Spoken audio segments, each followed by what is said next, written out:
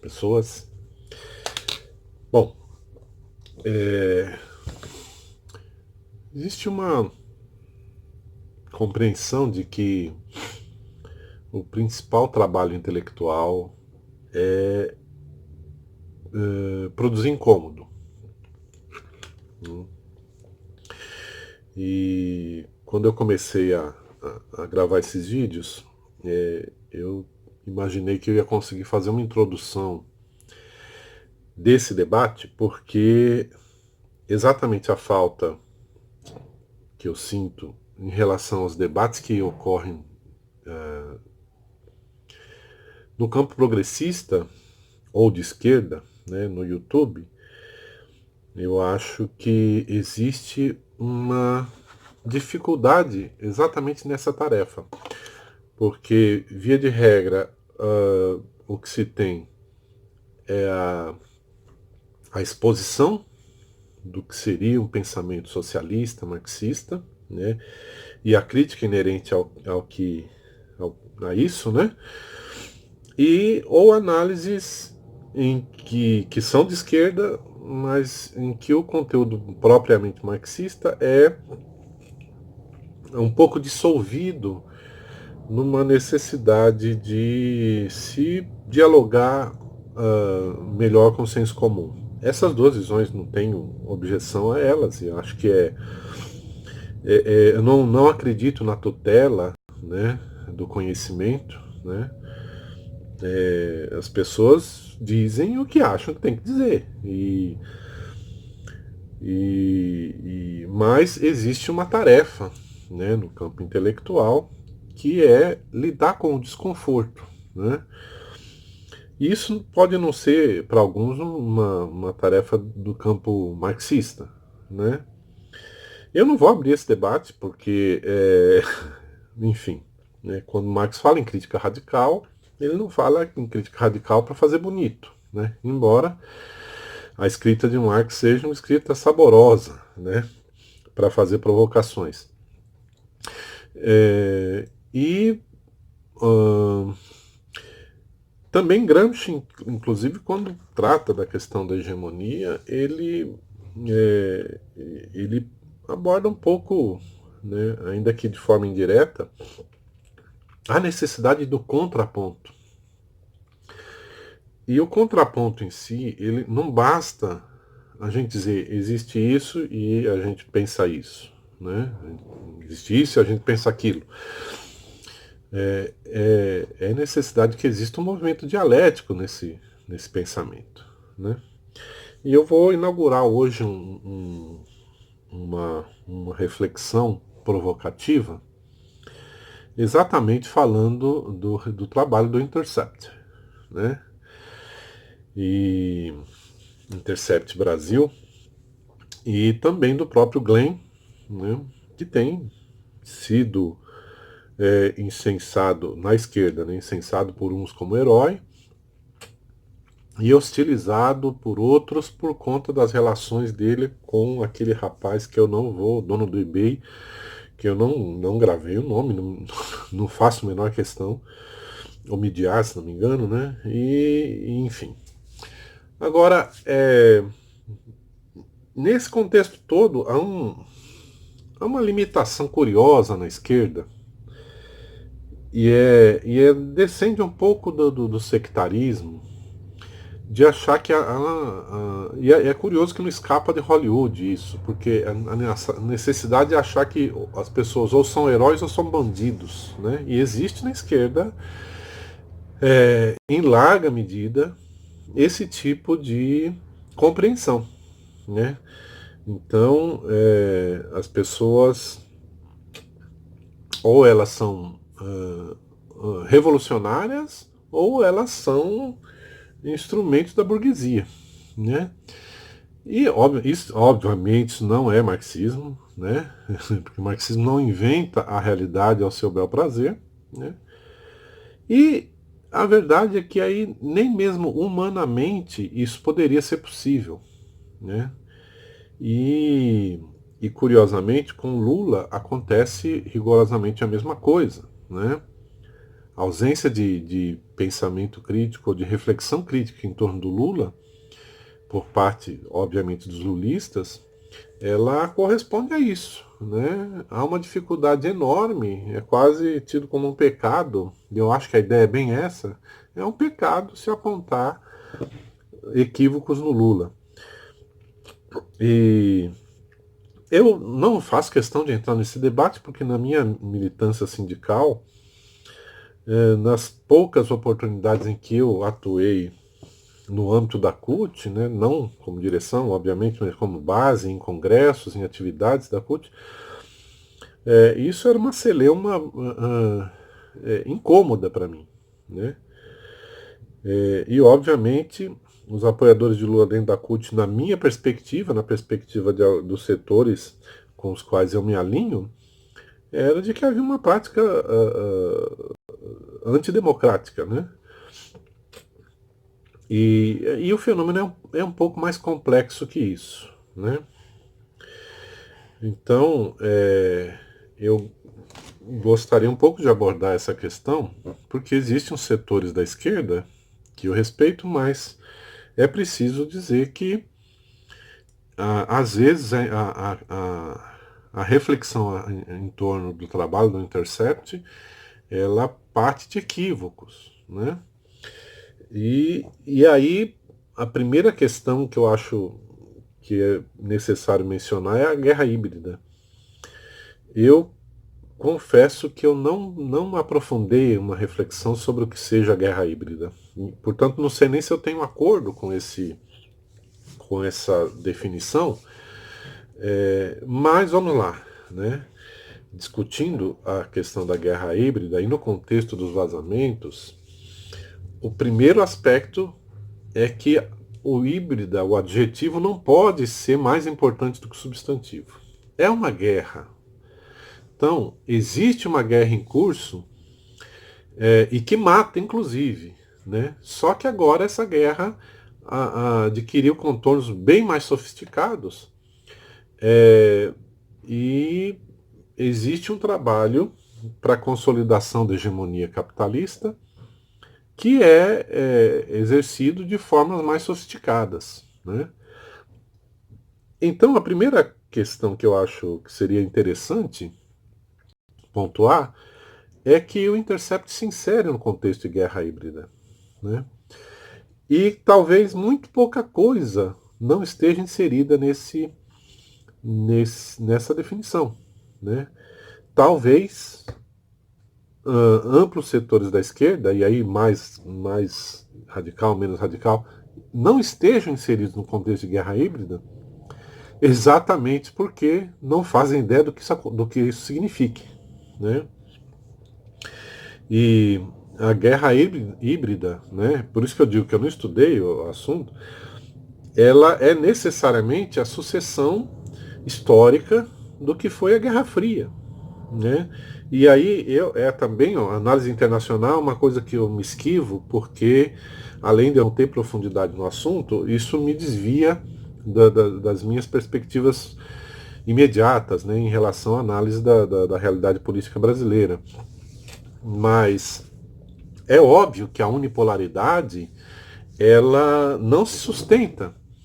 O capitalismo precisou de menos de 20 anos após a queda do regime socialista para quase destruir o mundo em 2008. Né? Então, isso é a descrição objetiva do que foi o fim da bipolaridade. Né? E parte da crise do capitalismo hoje é que não é mais uma questão estrutural, perdão, é uma crise estrutural sim, mas não é só mais a questão da produção. Né? O capitalismo precisou abranger cada vez mais situações complexas da realidade e ele obviamente não tem estrutura para isso porque o foco do capitalismo é bastante específico, né? É a questão em torno do lucro, né? E, e a autorreprodução do capitalismo acaba se chocando com essa complexidade que virou, né, a humanidade a partir de desenvolvimento de tecnologias que também altera comportamentos, né? Enfim, esse é um bom debate até para a gente fazer. Agora, o que me parece significativo, e eu queria dividir em dois aspectos. Primeiro, o que mais nos importa, é preciso, né, e não é tarefa do Intercept nem do Glenn, é preciso que as pessoas entendam que Vaza Jato, né, prisão de Lula, corresponde a um aspecto importante da realidade brasileira, mas não pode ser o único, né? Então, quando os setores da esquerda é, advertem o lulismo a respeito do Lula livre, é porque o Lula livre, inclusive, para mim é uma outra complicação, né? É porque essa não pode ser a única bandeira da esquerda, né? E há um debate muito importante a ser travado nesse sentido, né?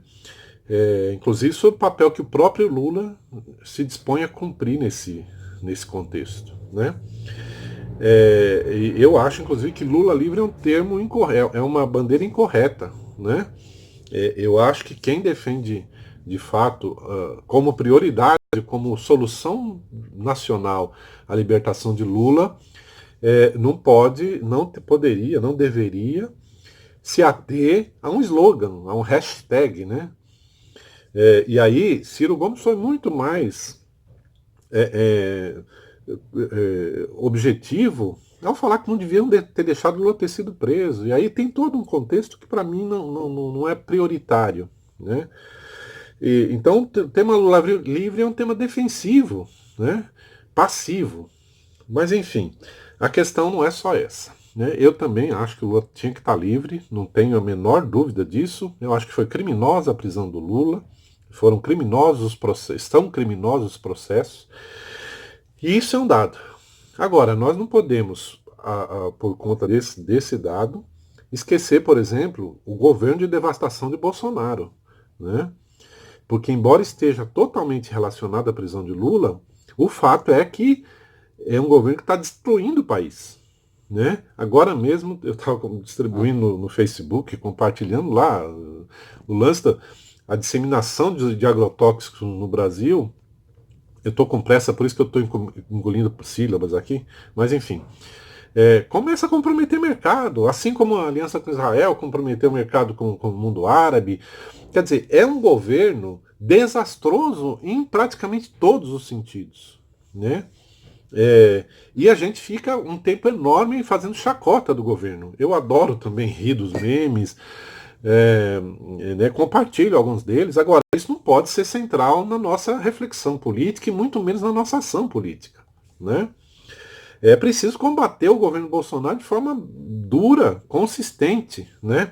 E nós não temos sido capazes ainda. E aí começa a polêmica também, né? Outra polêmica, derrubar o Moro, quer dizer, botar o Mourão. E esse debate a respeito do Intercept passa por aí, porque algumas pessoas, com alguma razão, imaginam que o Intercept pode derrubar Bolsonaro e botar os militares, e aí isso ser uma reorientação de um golpe feito de forma institucionalizada, né? Agora, a questão é a seguinte, gente. Independente do que a gente imagine, o Intercept tem um papel, né? E tem uma plataforma, né? Glenn Greenwald, inclusive, fez críticas estranhíssimas à esquerda, né? E não acho que ele se preocupe em ser um socialista. Ele não é um socialista e diz isso com muita tranquilidade, né? E aí eu não vou entrar no mérito pessoal, né, dele ser casado com David Miranda, que é um companheiro do meu partido, do PSOL, que eu não conheço, nem pessoalmente, nem conhecia em termos de compromisso político, mas é um companheiro, então merece todo o meu respeito, o que não torna o Glenn um socialista. Ele não é filiado ao PSOL, né? E o PSOL também, né? Apesar do nosso enorme esforço, eu tenho um carinho enorme pelo PSOL, porque estive desde os primeiros momentos, e não estou diretamente por razões legais, de clandestinidade política, né? Mas, enfim, as pessoas precisam saber aprender a lidar com a subjetividade, né? E aí, eu gostaria de mencionar da pouca pesquisa que eu realizei em torno dessa questão do Glenn e companhia e o financiador do eBay e tal. É preciso a gente entender que o capitalismo está em crise em diversos sentidos, em diversas áreas. E o capitalismo está em crise dentro dos Estados Unidos. E mais que isso, o Intercept se insere no contexto da comunidade de inteligência dos Estados Unidos, né? E lá existe uma briga que é quase de foice, né? Aliás, existe já uma briga de foice e martelo com Sanders e companhia, e que o Intercept nos Estados Unidos impulsiona, né? Porque eles, importante dizer que o liberalismo nos Estados Unidos é de esquerda, é rigorosamente muito mais liberal do que qualquer liberal que se defina aqui no Brasil, né? E está apoiando o Sanders, que é uma plataforma proto-socialista ou pré-socialista, né? No contexto dos Estados Unidos, é um socialismo radical, né?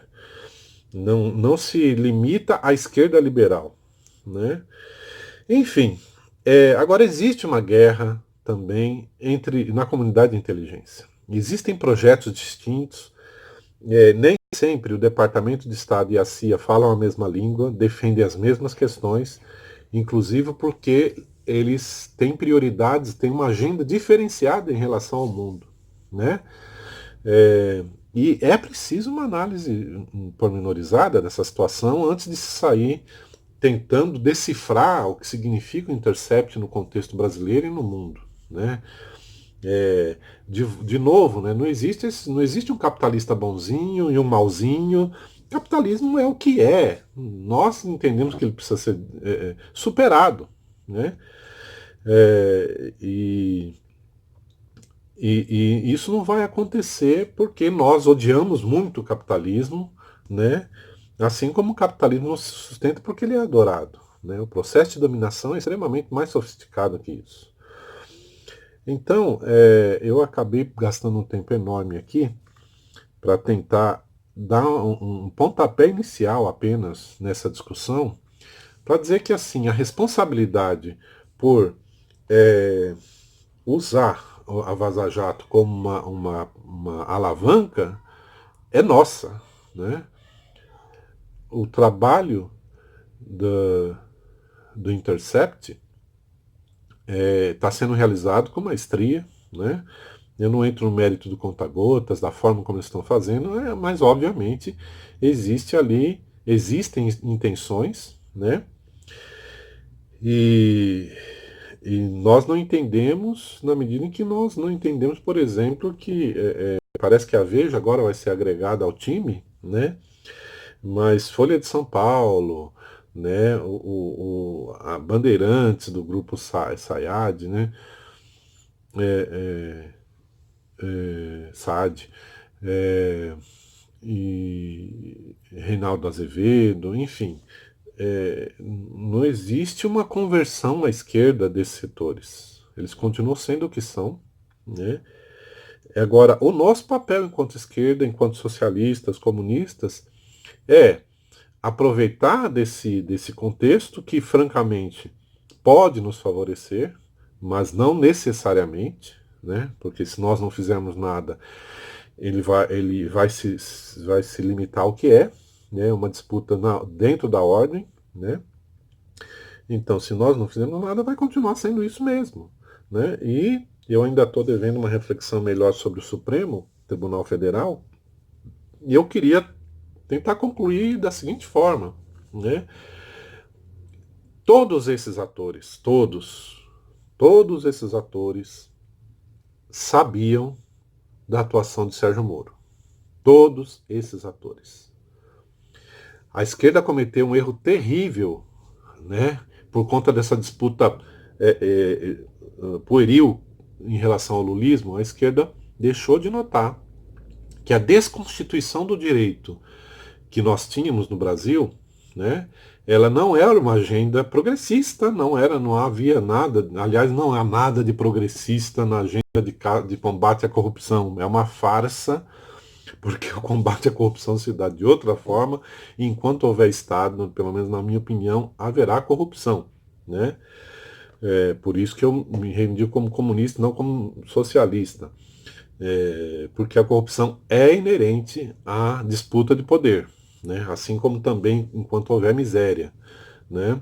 E se há miséria é porque alguém está pegando o dinheiro daquele que se tornou, que foi transformado em miserável, né? E isso não acontece sem uma corrupção da realidade.